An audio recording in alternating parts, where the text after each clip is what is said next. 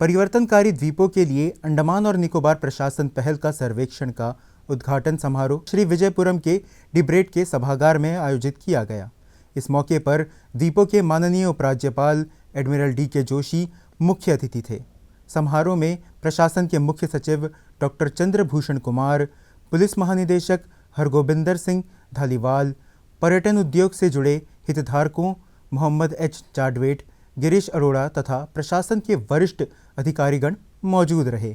इस बीच कार्यक्रम में मौजूद प्रशासन के वरिष्ठ अधिकारियों एवं पर्यटन उद्योग से जुड़े हितधारकों ने अपने अपने विचारों को उपस्थिति के साथ साझा किया। Infrastructure development, extended tourism stays if you have cruise, and of course promotion of inter-island tours can also be generated.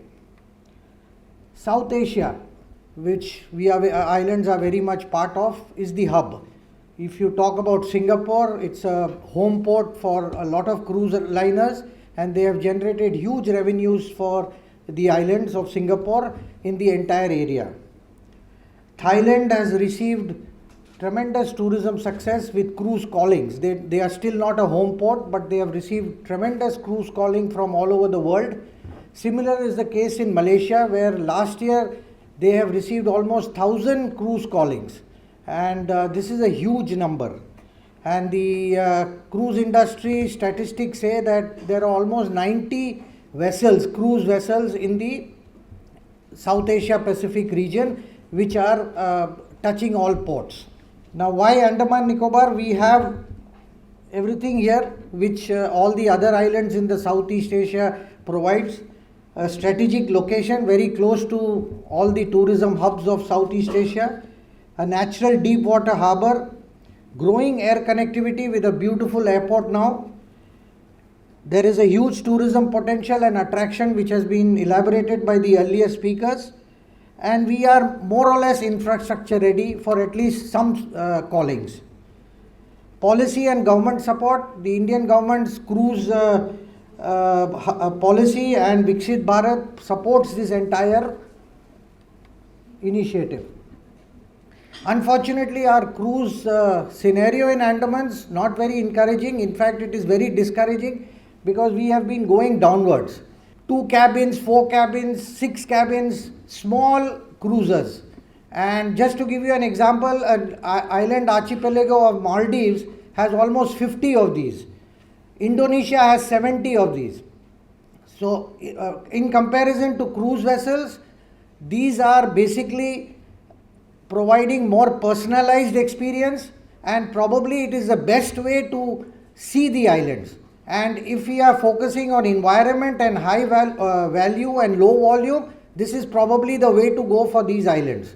These small cruise yachts, which we call them, there is a duty of almost 35% by the ministry. Now, the same duty is not there if you are importing like a ferry or a cruise ship or a cargo ship. Because this comes under a luxury segment, the finance ministry has put a 35% duty. Now, considering that we are nowhere there in this industry, I think at least for the next 3 years or something, to attract people to invest and import these vessels, which could be a great foreign exchange earner for the country, I think if the administration could represent that at least for some period the duty could be exempted. Again, one of the reasons, the second reason for not developing this industry is our DG Shipping's rules for liveaboards and pleasure crafts and these small cruise ships are very, very stringent compared to international standards. Now, we have from the association taken up with the DG Shipping. They have formed a committee which is almost 1 year old, which is working on this to make it in line with international standards, so that more investment on Indian flag small cruise ships and liveaboards are made. And I would request again the August gathering here and the distinguished chair to please take up with the DG Shipping to formalize this as soon as possible, so that we could have very quickly more liveaboards in the islands. Now, liveaboards, I keep emphasizing on, the islands have pressure on land, and if you get even 25 liveaboards with 6-room capacity, you are creating straight away a capacity to keep people almost 150, 200 rooms. And they will not put any pressure on the land, and they will be moving around the islands, giving personalized experience. It will correlate to the diving. My colleague from the diving industry will be speaking later. Liveaboards are mainly used for diving, safaris, and game fishing. So this is going to be a very adventure focused experience for the tourist, and will give us much better value in terms of per tourist spend.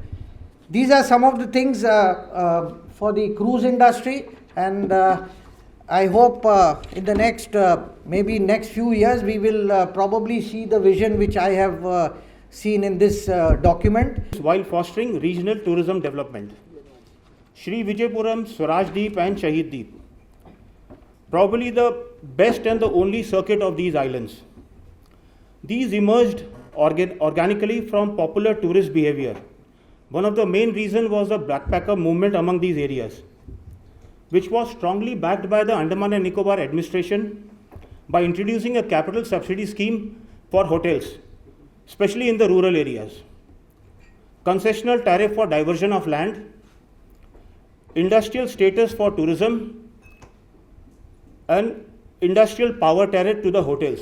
These were some initiatives which sparked interest among the local entrepreneurs to invest in developing world-class resorts, followed by passenger ferries, improving connectivity, reducing travel time, and making the circuit increasingly popular among the travelers. Tourism circuits have to be carefully selected, curated. It is a minimum of 3 destinations which has close proximity and strong connectivity among them.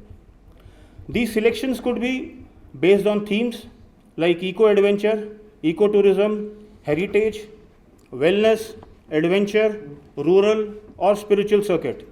It could also be based on geography, like the regional Northeast circuit.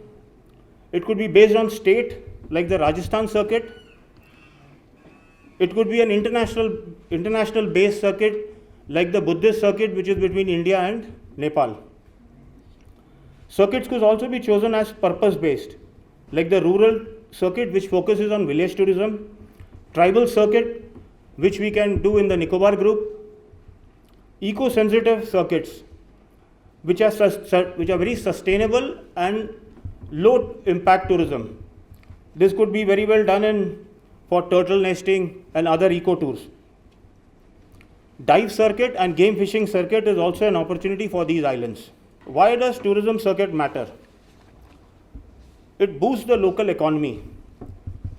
Studies have shown that it gives a 30 to 40% rise in revenue, and circuits will help drive spending across restaurants, F&B outlets, transport, etc. It improves the infrastructure. Ferries, jetties, roads, signages, utilities all get improved among these tourist circuits. It promotes sustainability. It reduces unplanned tourism. It reduces the pressure on certain fragile zones. It avoids overcrowding. It helps us plan the movement of tourists. It helps us increase the tourist stays. The stay of tourists in a certain area increases from 1 to 3 days.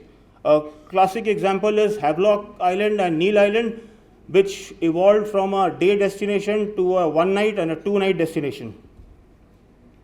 It helps in culture preservation. It supports the local handicrafts, local food, local storytelling. It enhances the regional branding. Circuits help build unified destination identity. A classic example is that of the Golden Triangle, which everybody knows about, accounts for 27% of India's foreign tourist arrivals.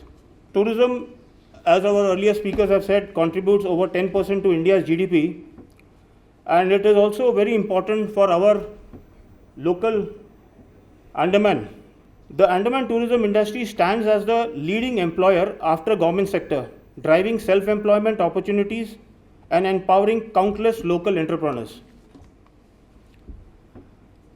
We have received about 8 lakh tourists in 2024, whereas in 2018 we had about 9 lakh, not tourists, we had passenger arrivals of about 8 lakh this year in 2024, whereas we had about 9 lakh in 2018. So high airfares, limited flights are a big challenge for our islands. GST collections of our islands are increasing. This year, 24-25, we did about 483 crores, but tourism can drive this much faster, much further.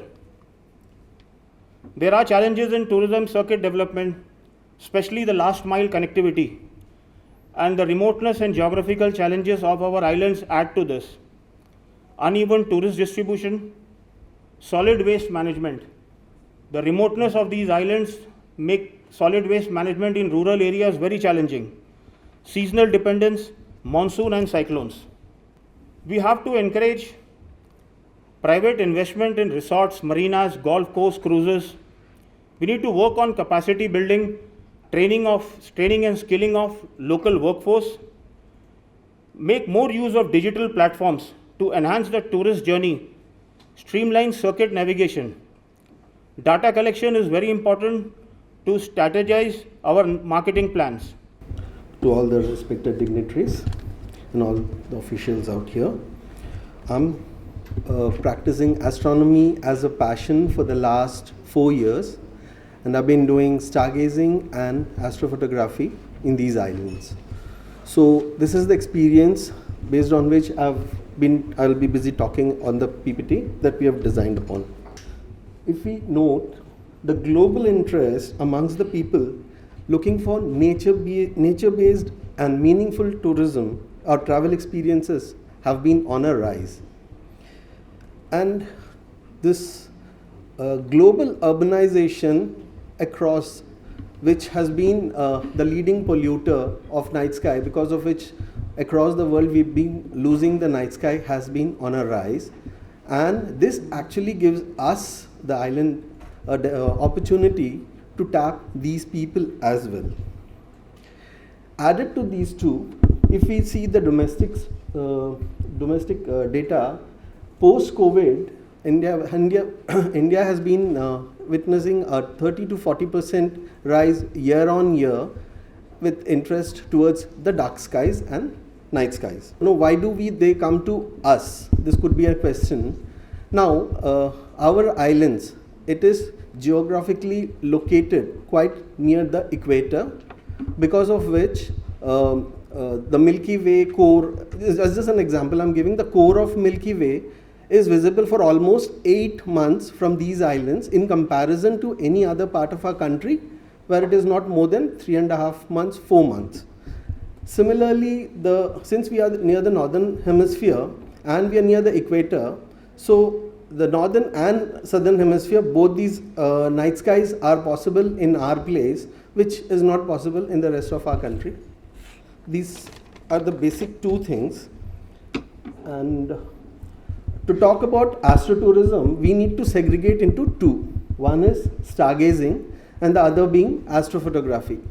Like, stargazing is an act of exploring and watching the night sky, the stars, the planets, the constellations, and then the galaxies, using equipments like telescopes, powerful binoculars, or even watching through a naked eyes with a laser light and a person who can guide them across to tell what it is. Astrophotography, on the other hand, is a professional way wherein you need to have those powerful telescopes with astro cameras, you need to have cameras with trackers, and you need to know how these images are taken and then you stack it. So basically this is a very niche market, very small segment, but a very paying segment, which has been showing the interest now in the last 2 years, wherein they come down to our place and they capture the night skies of the various celestial bodies. So this is what we're going to talk about today. We're going to talk about why scuba diving is important, what the current state of the market is.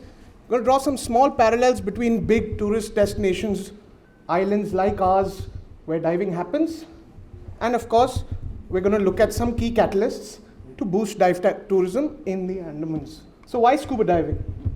Scuba diving tourism currently stands at $4.06 billion in 2024. This is expected to rise to about $8.34 billion with a compound annual growth rate of 9.5% by 2032, which is not long from now. Now, the benefits of scuba diving is that economically, high-spending tourists are the ones who usually invest in scuba diving and going scuba diving. And this boosts local economies, and we've seen this by about 3% in most, 3 times in most places where diving tourism has developed greatly. Of course, it supports local employment in terms of dive guides, boat crews, instructors, gear shops, transport, and the hospitality industry that exists around it. This in turn brings an inflow of funds from abroad from a lot of foreign tourists, right? From an environmental awareness and conservation perspective, scuba diving is greatly tied to promoting marine conservation, because the promotion of marine conservation is key to scuba diving in itself.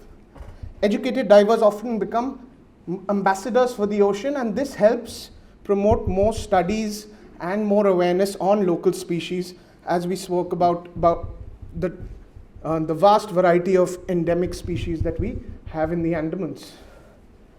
In terms of a sustainable development goal, diving, if regulated properly, if the dive industry is regulated properly, can be an extremely low impact tourism model. This is primarily because it enhances the value of the natural resources we have without actually extracting any of it. This can lead us to drive more investment into eco-friendly infrastructure, eco-friendly tourism.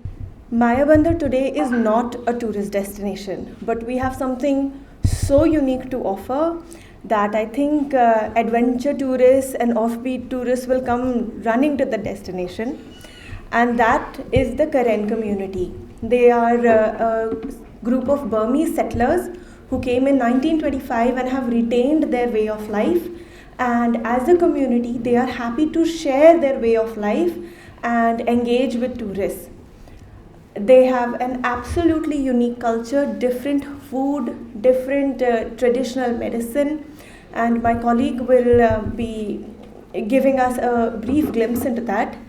But I think that an immersive 2-day itinerary can be created for adventure tourists, in which they live with the Karens, they learn how to make food with them, they learn how to weave their fabrics and weave their mats.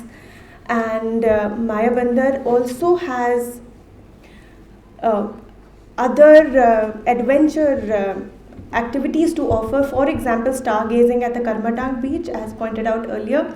The Karens are excellent free divers. So as opposed to scuba diving, to give a different flavor to diving. And we have a lot of excellent hikes in which we see fruits and trees and animals that are completely endemic to North and Middle Andamans. So holistically, I think Mayabandar can be developed into a very, very, very unique tourist destination. The idea of today's presentation is to promote the living heritage of Karen community as a tourism product and design it as a 2-day destination, combining it with few of the places, tourist spots in Diglipur. So to start with, this is being promoted as a community-based ethnic tourism model, wherein any visitor will have an immersive experience with the ethnic community and try to get closer with them.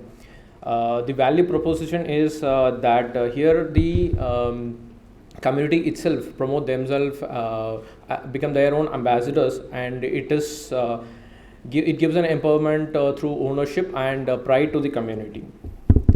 So first of all, the current community have been living in Andamans, especially in North and Middle district, for about 100 years, and they reached Andamans to clear the forest during the British time. And they settled initially in the Curlew Islands, and then they moved to Webbie.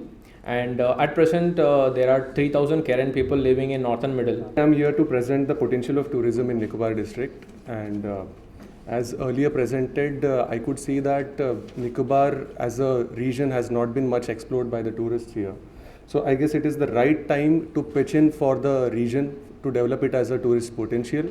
and to increase it as to provide another circuit, as Secretary Ma'am had earlier mentioned, that we need to increase the repeat factor of Andaman and Nicobar Islands as a tourist destination. So Nicobar is the southernmost district of our country with 3 subdivisions: Car Nicobar, Nankaveri and Great Nicobar. It is known for its indigenous tribal communities like Nicobaris and Shompins and has great ecological richness. But the existing tourism scenario is quite underutilized and underdeveloped. As we can see, it has very limited infrastructure facilities, and the entry is restricted under the Protection of Aboriginal Tribe Regulation 1956, as well as any kind of business and trade activity is restricted under Section 6(1) of the PAT regulation. The key tourism assets, as we can see, we all know about this, so I won't much emphasize on this. We have various natural attractions like beaches, coral reefs, flora, fauna like Nicobar megapod and Nicobar pigeon, as we can see in the picture here. Then there are unique landscapes like grasslands of Teresa, mountain trails of Great Nicobar, and cultural heritage, the tribal way of living which people can explore there. From this, we have various kind of tourism potential, like adventure tourism, like guided nature trails, trekking, camping; niche tourism, like bird watching, turtle tourism, water sports, and cultural tourism. So based on this, we have proposed 3 tourist circuits here: Car Nicobar, Kamota, and Campbell Bay. The booking system, we will have certain designated tour operators, and it will be their duty to provide tribal pass to the tourists. With initially, we have planned it to be a 50 per week with gradual increase as per the demand. This is the first tourist circuit, Car Nicobar, wherein it covers various locations like we can see here: Moose, Big Lapati, then Pasa Beach, Chukchuka, and the Keating Point Lighthouse. We have included various activities that will provide the history of the region. Then there will be canoe race, as well as various local tribal games, wrestling, folk dance, the tribal food, which people can experience here. It will be a one-day destination. However, there are various limitations. First thing is the willingness of the tribals need to be ensured. They should be always on board for developing any kind of tourism activities. Second is basic infrastructure, like we need drinking water, toilet, changeover rooms, first aid, various safety instruments, equipments are required, as well as we require various eco huts to be developed along the beach. There are total 15 villages in Karnik, so we need to give opportunity to every village to cater, to act as a host for the tourists. So it will be provided on a round basis. Like Car Nicobar and Nankaveri group of islands, we have proposed a 2-day tourist circuits wherein tourists can enjoy a number of activities. So as we know that Great Nicobar is the southernmost island of India, and it boasts of the southernmost school, the southernmost police outpost, and the southernmost point of India, which could be unique selling point with respect to Great Nicobar Islands.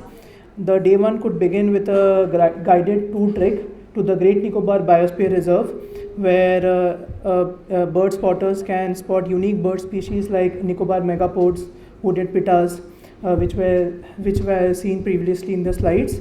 The Nicobar megapods is especially famous among bird watchers because of its unique nestling habit. Usually birds incubate their eggs via their body heat, but Nicobar megapod builds unique mounds which is used to incubate its eggs. Nicobar pigeon similarly is the closest genetic bird with closest genetic link to the extinct dodo bird, which these species are endemic to the Nicobar group of islands.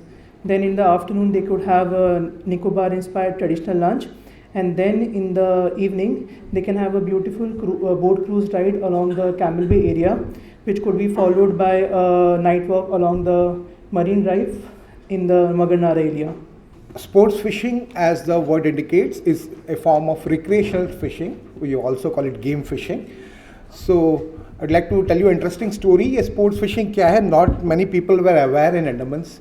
पहले, when I approached the bank to get a loan for my boat, the manager asked me, क्या करोगे इसमें activity? I said, foreigners आएंगे, fishing के लिए जाएंगे, फिर कितना fish पकड़ेंगे? मैं rules के हिसाब से 2 ही पकड़ सकते हैं. फिर क्या करेंगे सर, उसको छोड़ देंगे पानी में, ये क्या यार, ये this is not a commercial activity. So I was denied loan. So because that was lack of knowledge about sports fishing. But I'd like to tell you, sports fishing is a $250 billion economy, and it's more popular than golf and tennis even in US, UK and Japan and other countries.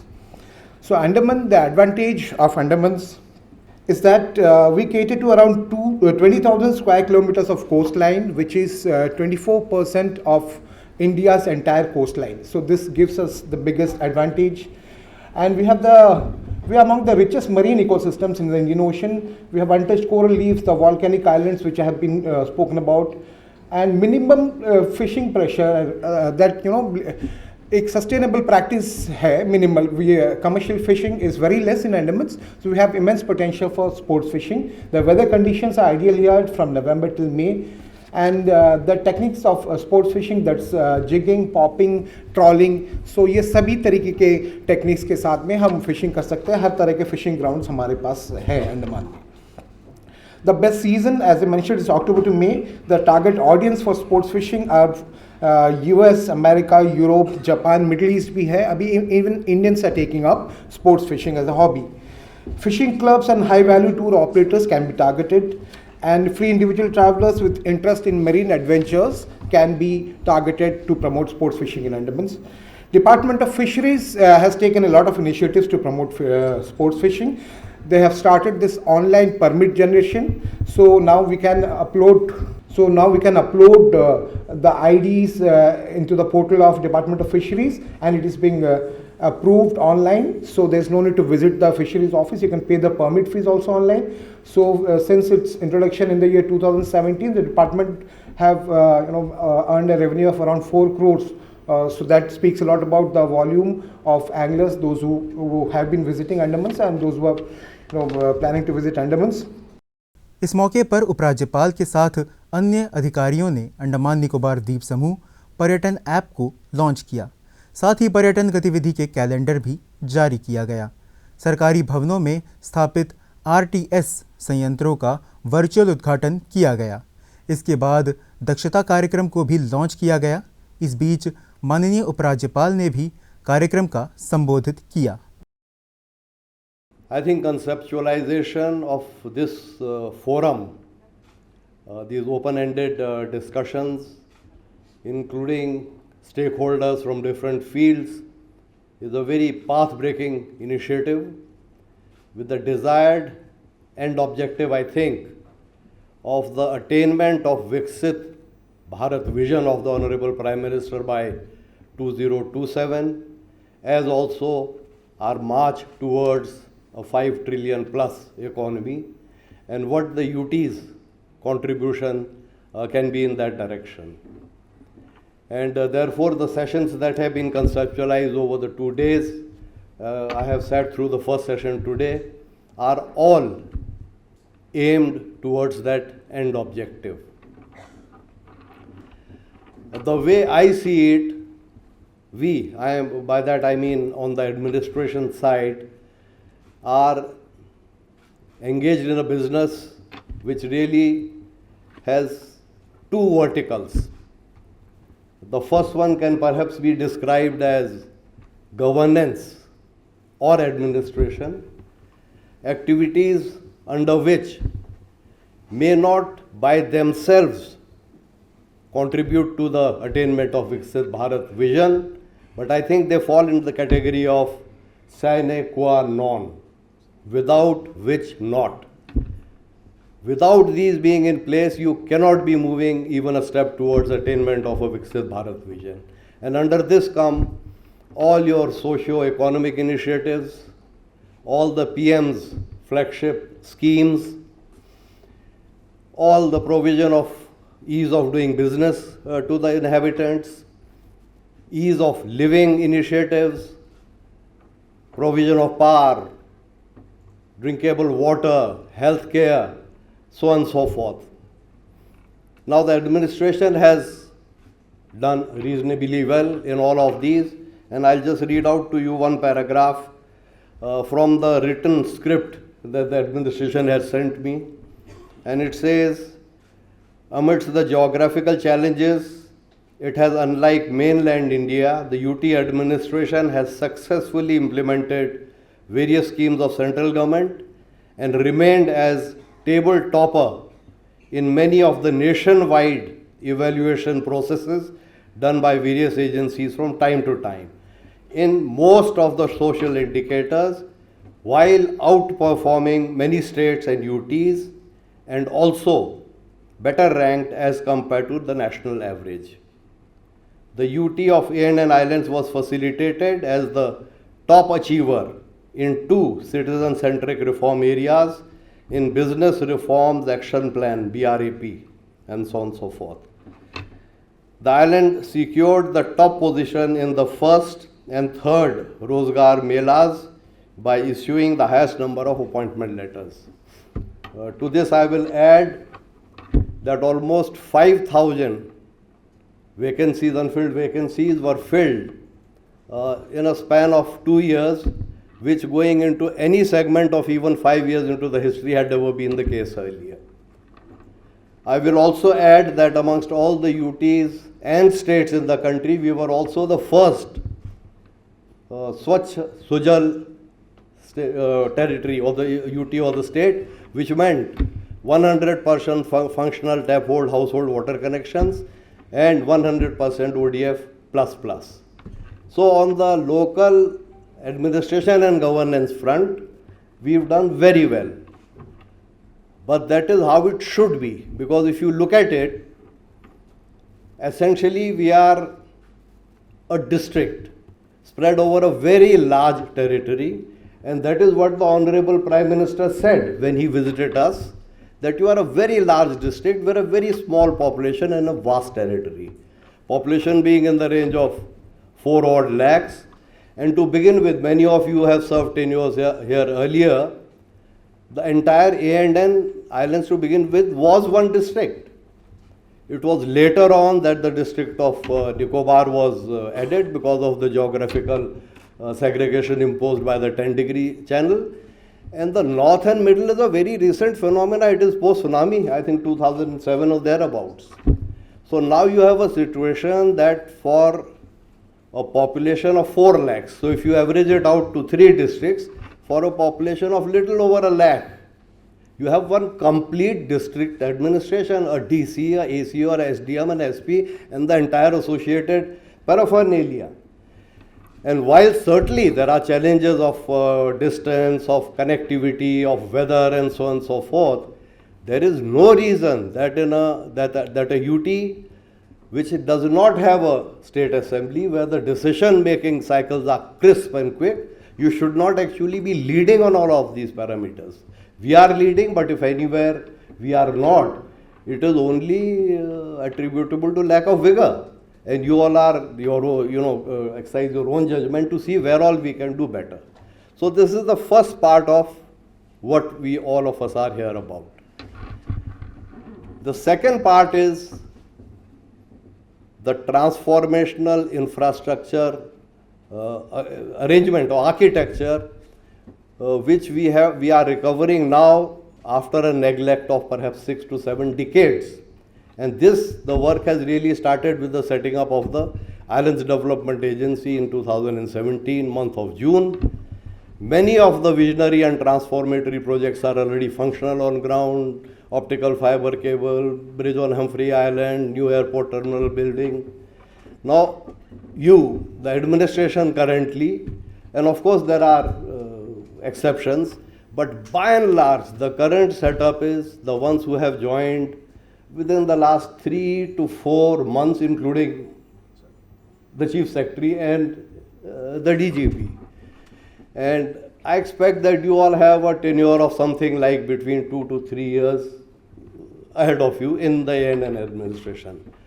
And this is the time frame where I think codal formalities having been completed or at various stages of completion in a vast number of large infrastructure projects, you will see them coming to fruition.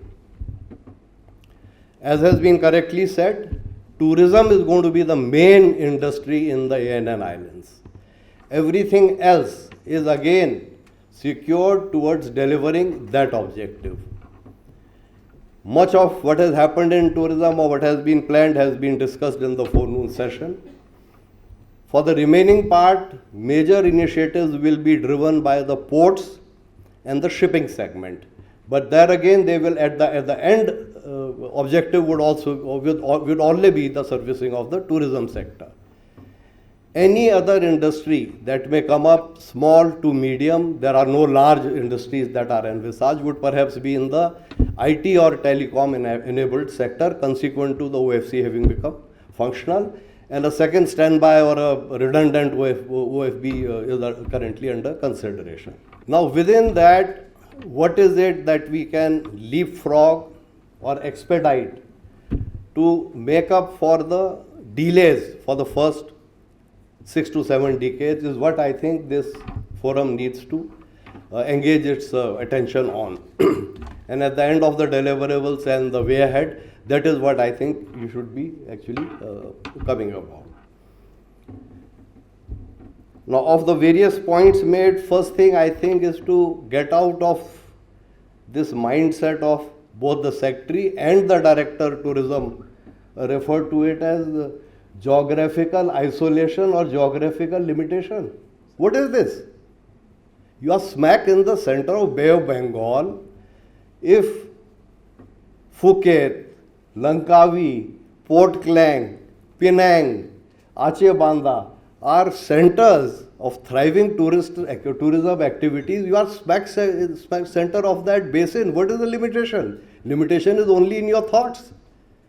What you perhaps meant was limitation of connectivity, which is all connectivity of flights, of shipping, of network connectivity, which is all rapidly disappearing. So we have to think out of that we are under some great limitations and geographical, not the case at all. There are currently, the fact had come out 15 odd flights a day. In peak summer seasons earlier, it has gone up to 25, 26 flights a day were operating last year, I think, at some point in time. So the thinking has to cater outside limitations, outside things of that nature. These are self-imposed limitations on your thought. A mention was made of tribal tourism.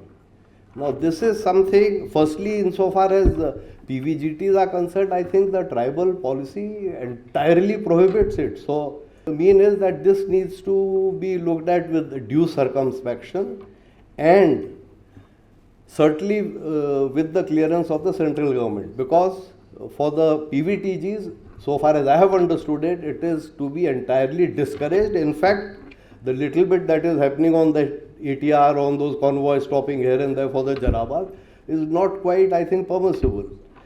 Now, also a mention was made to Karen, tribal village tourism and all. This again, I am not too sure whether as an administration we should be pushing it, because at the end of the day, the argument would be one group of humans looking at another group of humans as if they are some sort of exhibits in a, So this needs great circumspection and thought. And if it comes up as a result of homestays, because the Karen inhabitants, stations are outside tribal reserve areas, they can always run homestays, and voluntarily as their homestays, if they showcase this, it's a different matter. But given the options and choices that we have, that tribal tourism is one of our mainstays, I think needs a lot of thought. Point that Mr. Zadwet had made, in fact I am myself surprised as to why the cruise and yacht tourism has not taken off. We have been pushing it, I have been pushing it at my level, and insofar as our preparedness is concerned, we are certainly much better off than Lakshadweep. And of course Lakshadweep is also under my charge through that IDA thing. The Cordelia ship running, there isn't even a berth in Lakshadweep, and the ship goes to anchor and the boats take the tourists ashore. Why is it is not happening here is a mystery to me. We have spoken to cruise operators, to your yacht operators and all that. The reluctance appears to be in their part. Some of the suggestions you have given wherein policy regulatory framework requires addressing, some of the charges needs reducing, that we will certainly look at. But otherwise, even in Sri Vijayapuram, we have got customs, immigration in place at the port. We have berths where some of the cruise ships can come or come to a very close anchorage and discharge tourists by boat. Why it is not happening? The Cordelia owners we have spoken to. So I would request here, I think since you have some sort of linkages into the maritime tourism industry, as to you, the tourism industry should reach out to the operators and say everything is in readiness. It is certainly in readiness to a much greater extent than it is in, for example, in Lakshadweep.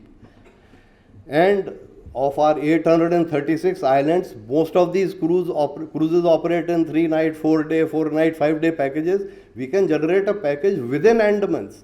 We can generate an extension packet to the cruises operating in Phuket, for example. So why it is not happening, I have not quite figured out. One of the sessions coming up tomorrow, I was told, on security with the DGP is chairing. So I would recommend that in the current situation of after Pahalgam, this be given special attention to even outside the conclave, because with the events going up the escalation ladder, essentially what happened in Pahalgam? Tourists, no security. And many of our locations here would fall into that category. So this requires a very serious look. And I would also request the CS that outside the purview of this conclave, also with in consultation with the command, this be given special attention. One of the final points I wish to make is I notice over dependence on consultancies. Anything that you want to do, a proposal comes up, like we will want to appoint a consultancy ABC. I think that, and we have got right now vast experience of consultancies, not all of it good at all.